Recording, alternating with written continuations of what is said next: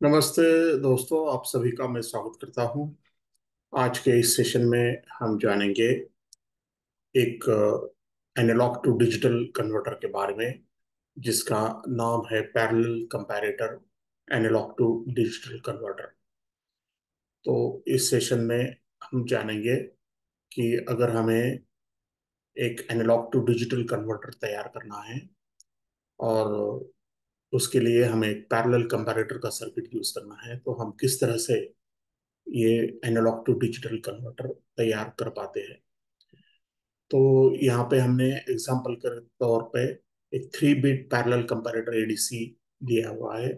तो जब भी आप 3 बिट का डिजिटल आउटपुट पाओगे फॉर गिवन एनालॉग इनपुट, तो आपको 7 कंपैरेटर्स यूज करना पड़ेगा।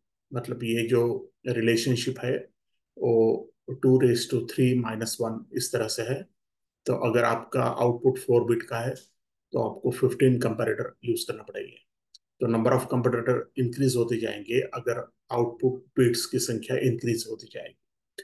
तो यहाँ पे हमने एक 3 बिट पैरेलल कंपैरेटर का एग्जांपल लिया है, जिसमें 7 कंपैरेटर लगेंगे।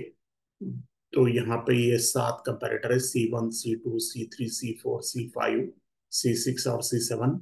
ये लैचेस है। कंपैरेटर का आउटपुट हम लैचेस को देते हैं स्टोर करने के लिए। फिर बाद में एक डिकोडर सर्किट रहता है, और डिकोडर का जो आउटपुट है वो हमको digital output, 3 bit binary output हमको ऑब्टेन कर पाते हैं। तो ये जो एडीसी है इसका 3 बिट आउटपुट है। एनालॉग इनपुट एक है। जो एनालॉग इनपुट है वो हम सब कंपैरेटर्स के पॉजिटिव इनपुट को कनेक्ट करेंगे। कंपैरेटर को दो इनपुट्स है: एक नेगेटिव इनपुट, एक पॉजिटिव इनपुट, एक इन्वर्टिंग इनपुट, एक नॉन इन्वर्टिंग इनपुट। और कंपैरेटर का आउटपुट जो है वो दोनों के कंपैरिजन पे डिपेंड करेगा। तो एनालॉग इनपुट जो है वो सब कंपैरेटर को हमने कॉमन कर दिया है यहाँ पे। और दूसरा जो इनपुट है कंपैरेटर्स का, इन्वर्टिंग इनपुट, इसको एक फिक्स हमने वोल्टेज कनेक्ट किया हुआ है। तो एक फिक्स रेफरेंस वोल्टेज हमने कनेक्ट किया हुआ है। तो जैसे ये C1 है तो इसके लिए हमने 1/14 भी कनेक्ट किया हुआ है। यहाँ 3/14 भी, यहाँ 5/14 भी। इस तरह से ये जो C7 है यहाँ पे हमने कनेक्ट किया है 13/14 भी। तो ये भी हमारा एक रेफरेंस वोल्टेज है। और यहाँ पे हमने ये पहला और ये आखिरी का रेजिस्टेंस R/2 है, और ये बीच में के सारे रेजिस्टेंस R वैल्यू के हमने यूज किए हुए हैं।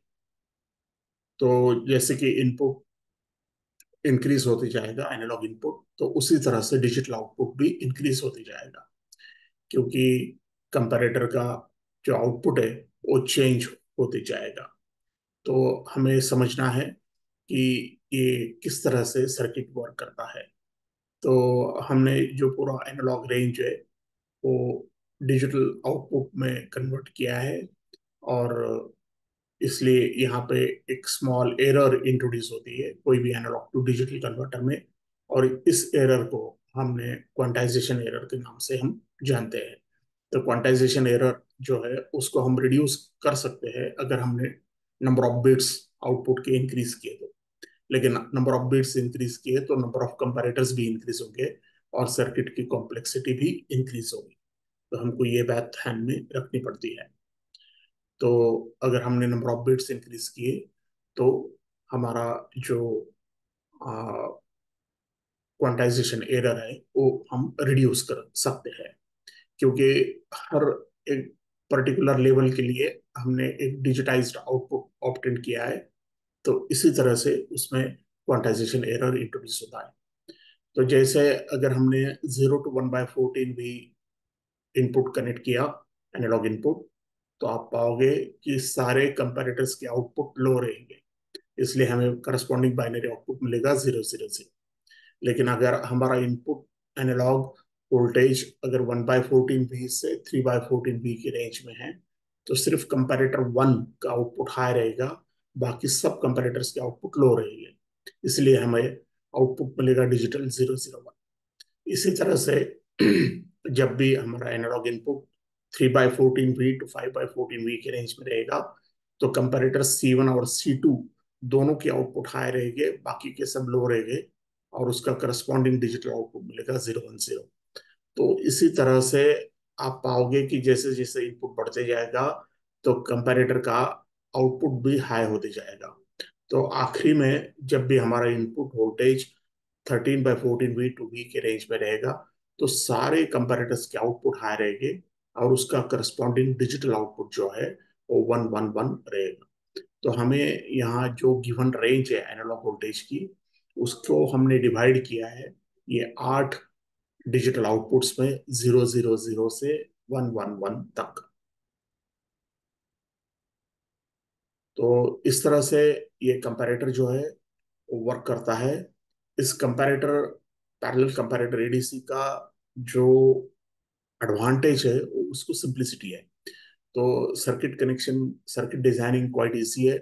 आपको सिर्फ आर और R/2 के रेजिस्टेंस लगेंगे। नंबर ऑफ कंपैरेटर्स आपके इंक्रीज होते जाएंगे अगर आपकी बिट्स इंक्रीज होती जाएंगी। तो यही इसमें डिफिकल्टी है कि number of bits of this circuit will go on increasing, then the number of comparators will also goes on increasing. तो ये बात हमको ध्यान में रखनी पड़ेगी जब भी हम इस तरह का कोई सर्किट डिजाइन करते हैं। तो thank you friends for viewing the session. Hopefully आपको समझ में आया होगा कि पैरेलल कंपैरेटर का सर्किट जो है वो किस तरह से काम करता है।